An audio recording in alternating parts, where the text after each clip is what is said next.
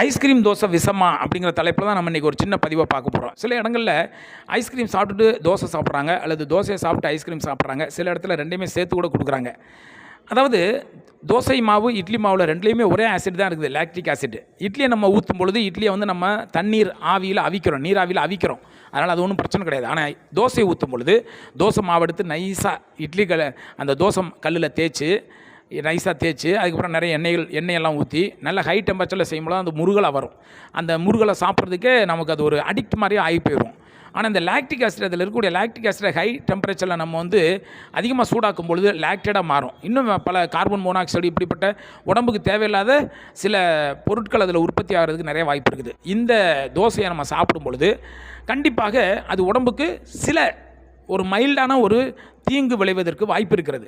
கொஞ்சம் வயசானவங்களுக்கு தெரியும், அல்லது வாலிபர்களுக்கே தெரியும். சில நேரத்தில் நிறைய நெய் எண்ணெயெல்லாம் ஊற்றி சாப்பிட்டுட்டு வயிறு உப்புசமாகி ரொம்ப அஜீரண கோளாறு ஏற்பட்டவங்களாம் இருக்கிறாங்க. அதனால் தோசை சாப்பிடும்போது ரொம்ப கவனமாக இருக்கணும். இப்போ என்ன பிரச்சனைனா, தோசையோடு சேர்த்து ஐஸ்கிரீமை சாப்பிடும் பொழுது என்ன ஆகுது அப்படின்னா, ஐஸ்கிரீம்ங்கிறது ஒரு விஞ்ஞான முறைப்படி சரியான ஒரு மூலப்பொருட்களோட சுத்தமான முறையில் தயாரிக்கும் பொழுது அது வந்து உடம்புக்கு நன்மையை கொடுக்கும். உடல் வந்து குளிர்ச்சி அடைவதற்கு வாய்ப்பு இருக்கிறது. வயிற்று வலி இருக்கிறவங்க சில சமயத்தில் அதை சாப்பிட்டா கூட நல்லாயிருக்கும்.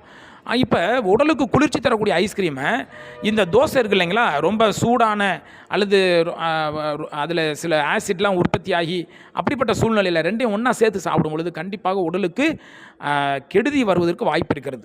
சில நேரத்தில் நம்முடைய உடம்புல வந்து வாயு சீற்றம் அடைந்து உடம்பு முதுகு நெஞ்சு பகுதி எல்லாமே பயங்கரமாக வலிக்கிறதுக்கு ஆரம்பிக்கும். கொஞ்சம் வயசானவங்களுக்கு ஒருவேளை பிபி இருக்குது, அல்லது ஃபேட்டி லிவர் இருக்குது, அல்லது வேறு சில வயிற்று பிரச்சனை இருக்குன்னா கண்டிப்பாக நீங்கள் இந்த மாதிரி தோசையும் ஐஸ்கிரீமையும் சாப்பிடாதீங்க. இதை வந்து என்ன சொல்கிறாங்கன்னா, ட்ரெடிஷ்னலாக இது ஒரு இல்லீகல் அப்படின்னு சொல்கிறாங்க. அதாவது உணவு உலகத்தில், உணவு பழக்க வழக்கத்தில் இந்த தோசையும் ஐஸ்கிரீமையும் சேர்த்து சாப்பிட்றது அது வந்து ஒரு இல்லீகல் அப்படின்னு சொல்கிறாங்க. பல இடங்களில் இப்போ இது ஒரு ஃபேஷனாக மாறி இருக்குது. தயவு செய்து தோசையும் ஐஸ்கிரீமையும் சேர்த்து சாப்பிடாதீங்க. ஒருவேளை அப்படி சாப்பிட்றதா இருந்தால் ரெண்டுக்கும் கண்டிப்பாக கேப் கொடுங்க, யோசிச்சு சாப்பிடுங்க. ஒருவேளை உங்களுக்கு முதல் தடவை சாப்பிட்டு ஏதாவது பிரச்சனை வந்ததுன்னா அடுத்த தடவை கண்டிப்பாக இது மாதிரி தொடராதீங்க. ஆனால் கண்டிப்பாக ஒரு 45 வயசுக்கு மேலே போயிடுச்சு, அஜீரண கோளாறு இருக்குது, வேறு சில வயிற்று பிரச்சனை இருக்குது, ஒருவேளை உங்களுக்கு ஹை பிபி இருக்குதுன்னா கண்டிப்பாக இந்த ஐஸ்கிரீமையும் தோசையும் சேர்த்து சாப்பிடாதீங்க. கண்டிப்பாக உடலில் வாயு சீற்றம் அடையும். உங்களுக்கு மேலும் விவரங்கள் தேவைன்னா கண்டிப்பாக உங்களுடைய மருத்துவர்கிட்ட கலந்து ஆலோசிங்க. இப்படி சாப்பிட்லாமா அப்படின்னு கலந்து ஆலோசிங்க. நீங்களும் கூட அதை சாப்பிட்டு பார்த்து ஒரு தடவை டெஸ்ட் பண்ணி பாருங்கள்.